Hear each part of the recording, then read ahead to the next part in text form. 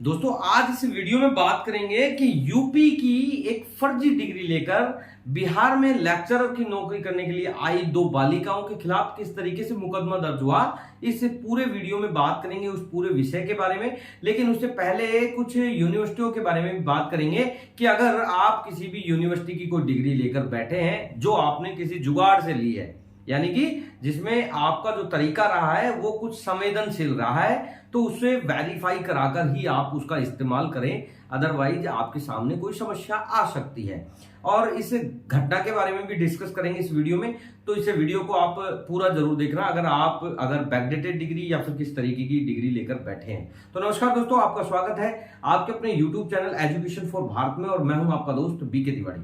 दोस्तों अगर आपका कोई क्वेश्चन है और आप हमें डायरेक्टली पूछना चाहते हैं तो आप हमारे इंस्टाग्राम और फेसबुक पेज पर भी हमें फॉलो कर सकते हैं। डिस्क्रिप्शन में उनका लिंक दिया हुआ है, हम आपके उन सभी सवालों के जवाब वहां पर देते हैं और आपको निश्चित रूप से वहां पर वो समस्याएं का सॉल्यूशन भी मिल जाएगा। तो दोस्तों हम जिस डिस्कस कर रहे हैं आज इस टॉपिक पर कि यूपी की दो महिलाएं जो यूपी के एक गवर्नमेंट यूनिवर्सिटी से चौधरी चरण सिंह यूनिवर्सिटी का नाम आपने सुना होगा, यहां से कुछ डिग्रियां लेकर बिहार में लेक्चरर की जो जॉब थी उसके लिए उनका ज्वाइन हो गया था। और जब वहां वो पहुंची तो उन्हें पता लगा कि जो डॉक्यूमेंट वो लेकर बैठी हैं वो फ्रॉड है, यानी कि फर्जीवाड़ा उनके साथ हुआ है। और इसको लेकर अब उनके सामने काफी समस्या आ गई है और उनके खिलाफ एफआईआर भी दर्ज हो गई है। कैसे हुआ पूरा मामला, इसको समझते हैं कि जो लेक्चरर बनने के लिए जिन डिग्रियों का सहारा लिया गया था वो चौधरी चरण सिंह यूनिवर्सिटी है उत्तर प्रदेश की, वहां से उन डिग्रियों को लिया गया था किसी कंसल्टेंट या किसी एजेंट के माध्यम से।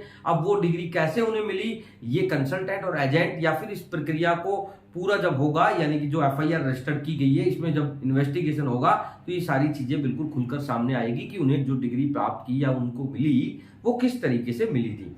तो इस तरीके से जो आयोग के अंदर जब इस डिग्री को यूज किया गया था तो इसमें जो दो बालिका थी वो एक रसीम कुमारी और रिमझिम कुमारी के खिलाफ एफआईआर दर्ज कराई है। दरअसल जो बालिकाएं हैं उनने जो अंक तालिका पेश की थी, यानी कि जो कोर्सेज के लिए जो उन्होंने डिग्री ली थी उनको जब पेश किया तो उसमें भोजपुरी विषय के लिए उनको चयनित किया गया था। और दोनों अभ्यर्थियों ने अपने मास्टर डिग्री के दस्तावेज उत्तर प्रदेश की जो चौधरी चरण सिंह यूनिवर्सिटी है वहां से उन्होंने उनके डॉक्यूमेंट प्रस्तुत किए थे। और जब इनकी पूरी इन्वेस्टिगेशन यानी कि वेरिफिकेशन जब हुई तो पता लगा कि चौधरी चरण सिंह यूनिवर्सिटी में भोजपुरी का जो कोर्स है वो कराया ही नहीं जाता है। और यूनिवर्सिटी से जब पूछा गया तो उन्होंने उस डिग्री को अपना होने से मना कर दिया। उन्होंने कह दिया कि हमारे द्वारा इस तरीके की कोई डिग्री इशू नहीं हुई है, जारी की हुई नहीं है। बस जैसे ही ये मामला आयोग के पास आया तुरंत से उन लोगों के खिलाफ, यानी कि जो दोनों बालिकाएं हैं उनके खिलाफ एफआईआर दर्ज हो गई। और अब ये मामला सामने आने में कुछ समय लगेगा, लेकिन ये बिल्कुल खुलकर आएगा कि उन बालिकाओं ने जो डिग्री प्राप्त की थी, जो भोजपुरी विषय की, जो चौधरी चरण सिंह की जो उनको दस्तावेज मिले थे वो आखिर किस तरीके से उनके पास पहुंचे थे।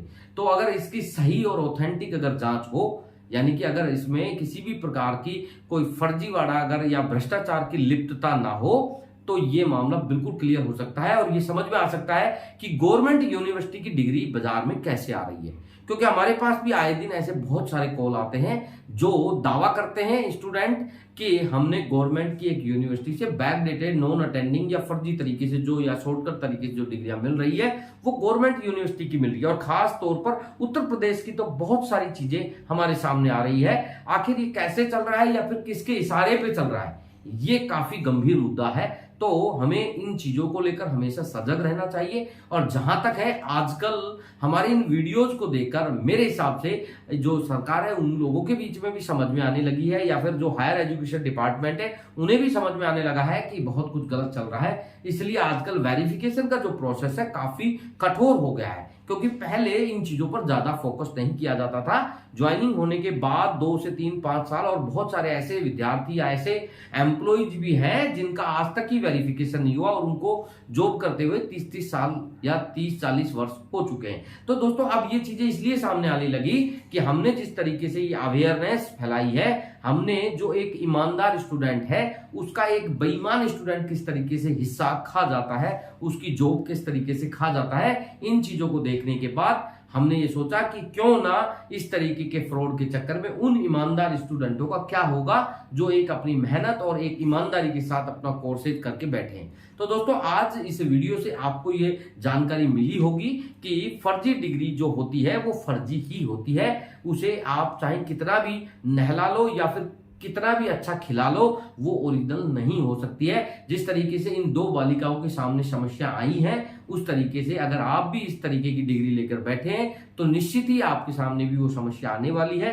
अब आपको इनसे बचने के लिए कम से कम उसे एक बार वेरीफाई कराना जरूरी है।